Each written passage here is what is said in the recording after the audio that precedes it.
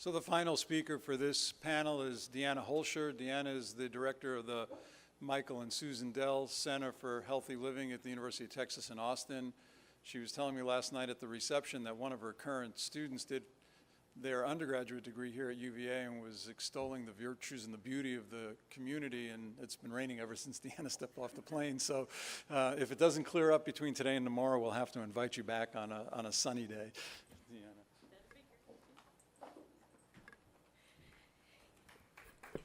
Thank you. Yeah, I have to add, whenever I go to San Diego, everyone tells me how beautiful it is there, and every time I go, it rains. It's no joke. So they said it happens 5 days a year, and I always manage to hit those 5 days. So I'm very happy to be here today, and you can think of me as the Diet Russ. So I'm kind of going to say, kind of give the other side of the energy equation, so the food intake.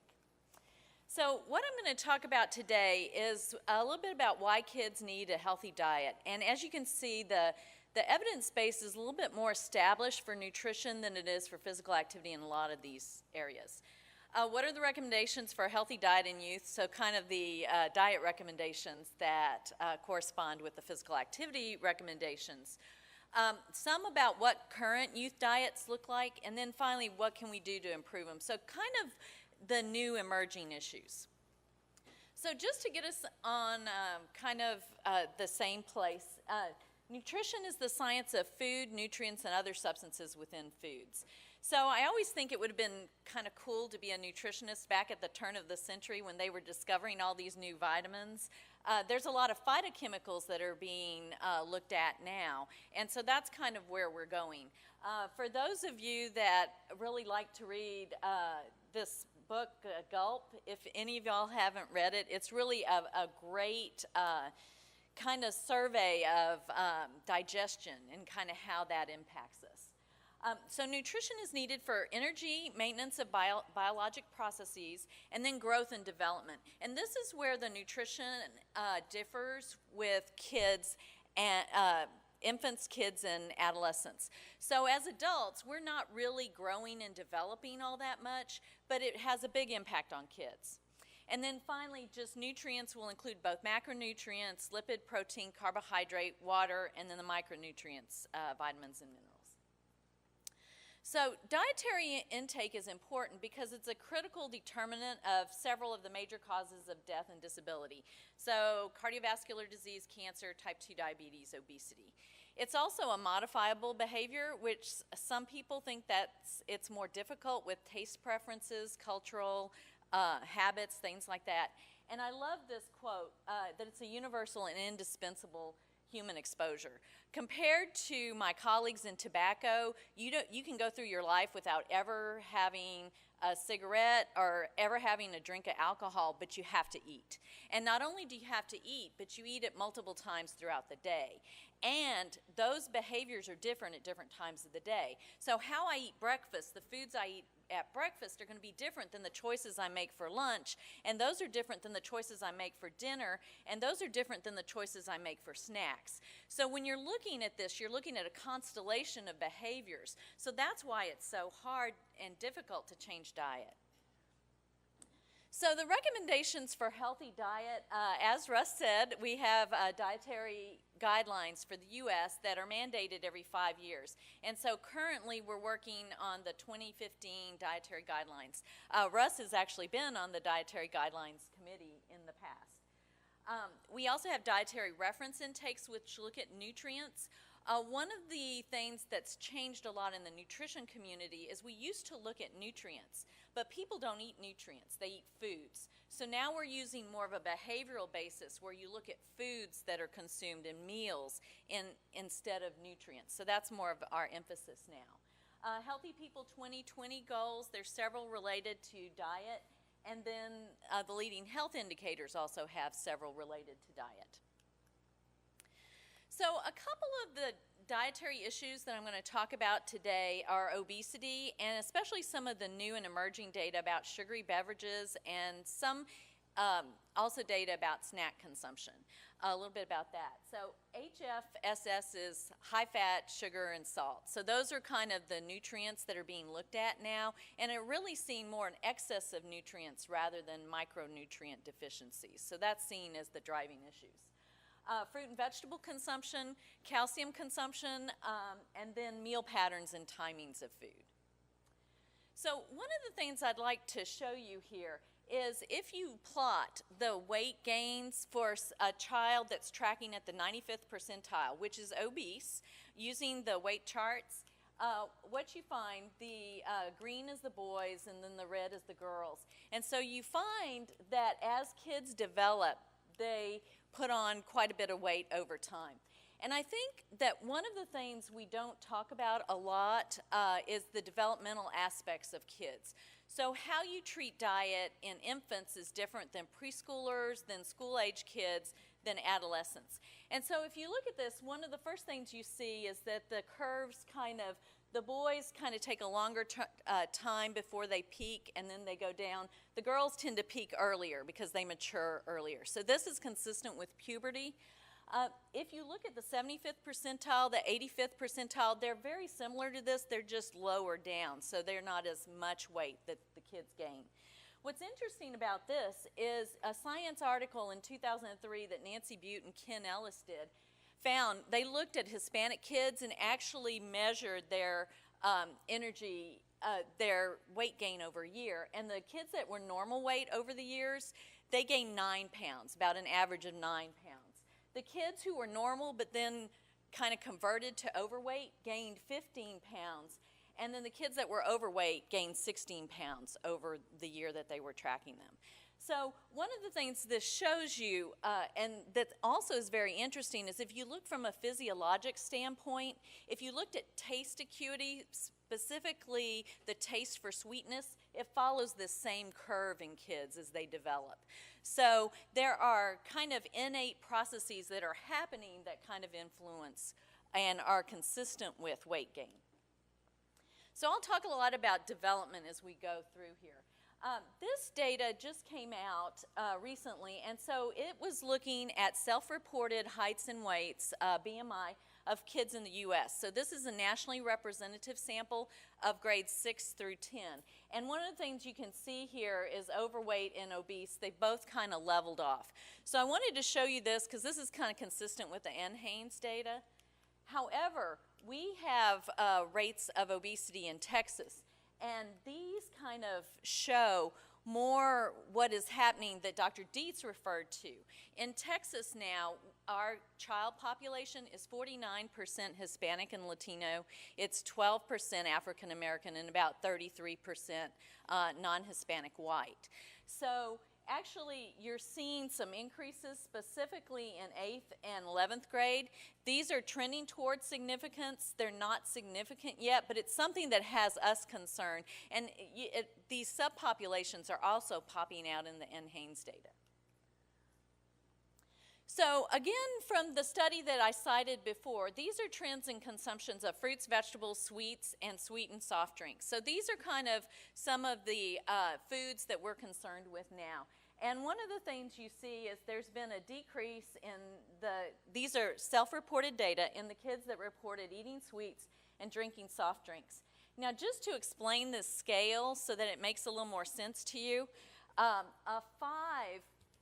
4 meant that they consumed it 2 to 4 times a week. 5 meant that they consumed it 5 to 6 times a week, and a 6 is that they consumed 1 serving every day. So when you look at these, especially when you look at fruits and vegetables, this still isn't 1 serving of fruits or vegetables a day. So even though it went up and it was statistically significant, that's not saying a whole lot. So these are some data from our SPAN survey. This is from the first time we did it in 2000 and 2002. This is a representative sample of kids in Texas, and we do it at 4th, 8th, and 11th grade to represent elementary, middle, and high school. And so what I'd like to show you here is kids eat differently at different stages. So when you look at it with hamburger meat, kind of what we call fatty meats, is kids are more likely to consume fatty meats when they're in 11th grade compared to 8th grade or when they're in 4th grade. Peanuts or peanut butter, they're less likely to consume that. Cheese, they're more likely to consume that. And then they're less likely to drink any kind of milk. And that's, the milk is really highly significant. If you look at some other foods here, they're less likely to consume yogurt, more likely to consume breads, buns, or French fries or chips, less likely to consume hot cereal. And then finally, the last group of data for this, if you look at this, they're more likely to consume beans such as refried beans, so legumes when they're in 11th grade, less likely to consume fruit. There was no relationship with vegetables, which was on the previous slide. Less likely to consume frozen desserts, but more likely to consume sweets. And so where these sweets show up are in their snacks. And so I'll talk a little bit about that in a minute. So one of the nutrition issues that's received a lot of press lately has been about sugar-sweetened beverages or sugary beverages. And so some recent data came out last year in New England Journal of Medicine, 2 studies, which are RCTs, again, Russ, kind of going back. So kind of adding to that, because there had been a lot of cross-sectional studies like SPAN done looking at associations between that. But in these 2 studies, the first one that Kara Ebeling did, what they did was they gave the families non-caloric either water or a artificially sweetened drink to drink. And so the kids, the idea was they would, and then they had motivational interviewing and some other components there. But the idea was they would replace the sugary beverages with this. And so what they did see is changes in BMI at 1 year, but not at 2 years. So the study was slated to go for 2 years. However, they did see changes in Hispanic adolescents. The second study was done in the Netherlands, and it was an 18-month RCT. And this one was kind of neat, because what they did was they gave them 8 ounces of a sugar-sweetened beverage or an artificially sweetened beverage. So the child didn't know which one that they were getting. And then when they measured them at the end of the time, they found that the BMI-Z score had increased less in the intervention compared to the control group. And the weight gain and the fat mass had increased significantly less. So these are just kind of adding to the data out there about sugar-sweetened beverages and sugary beverages and adiposity. So this is from a study, Switching to Fruit and Vegetable Consumption. This is a study we're doing where we're teaching parents to pack healthy preschool lunches. And this is really, it's for daycares that are usually in church-based, and so the parents send lunches with the kids. And you would not believe some of those lunches. There was one lunch in particular, it was 4 hot dogs and a bottle of ketchup. No joke, that's what they sent for lunch that day. So one of the things we did was we did a household food inventory, and we looked at how many fruits and vegetables the parents had in their home. So this is kind of a survey of the fruits and vegetables we found in parents' homes. And these parents are more high income because the preschools are generally not a full day. So if you look at this, what we find is there's a lot of fruits and vegetables in these homes.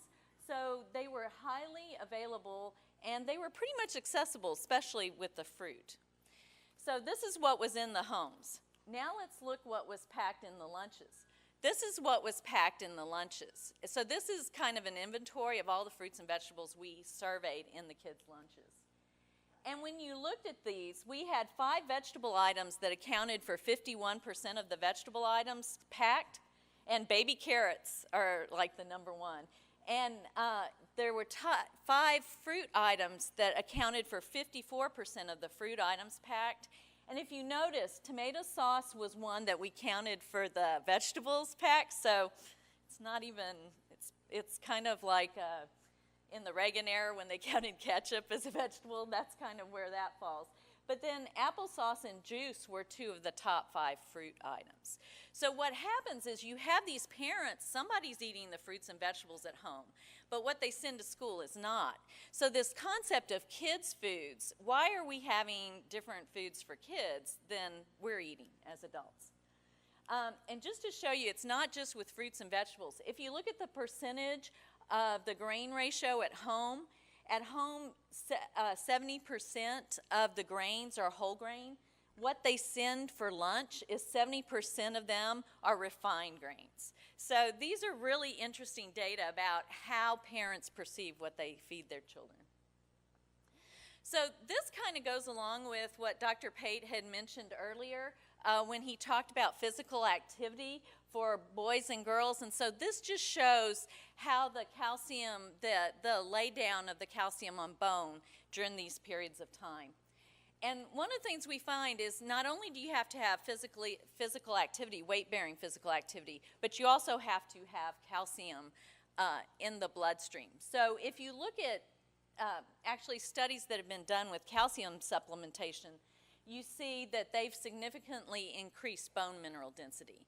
So consuming a diet rich in calcium-rich foods is important during this time period. So as I said before, trends in meals, that's really an ongoing issue right now in nutrition. So one of the things is, how are these meal patterns set up? How do kids consume meals? And one of the things we're finding is they're consuming a lot of snacks.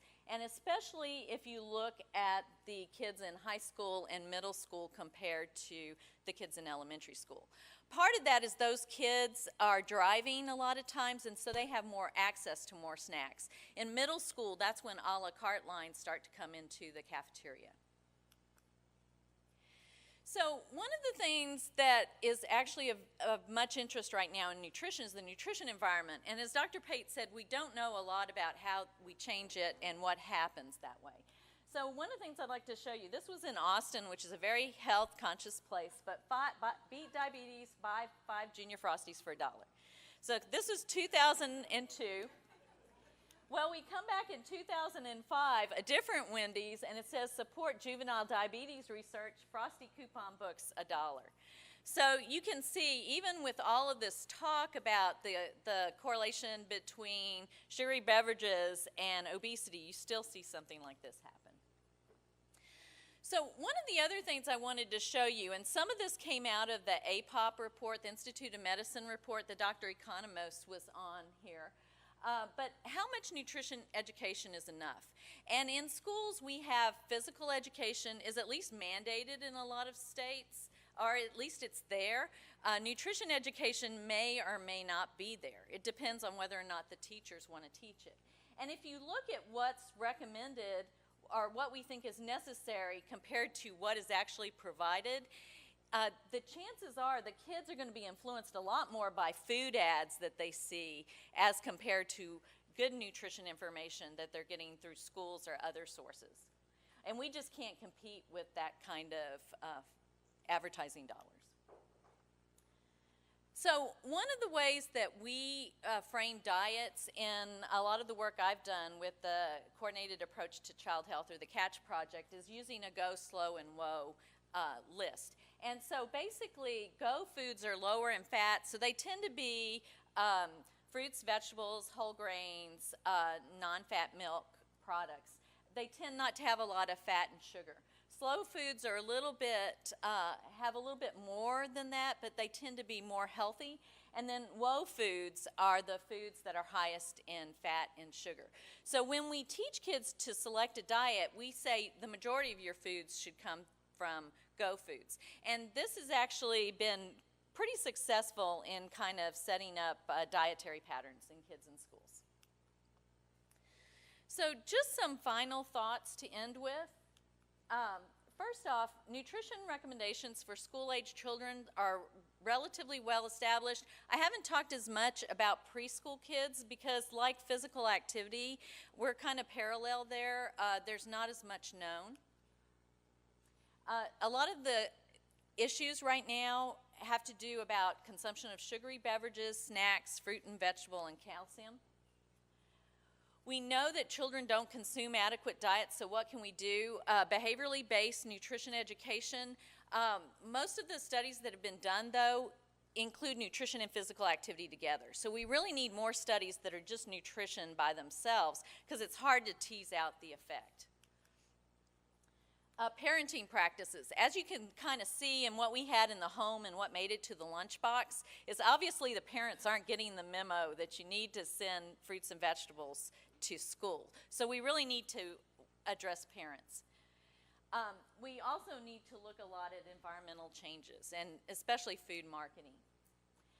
Some new directions, and I think these are kind of interesting things that colleagues of mine have been talking about, is do we need kid foods? So David Katz has a real interesting editorial that just came out in Childhood Obesity that says, why do we even have kid foods? Because it's set up a culture of eating bad foods. Kids can eat what we eat as long as it's developmentally appropriate. So you need to have food cut up if kids can't masticate, the younger kids.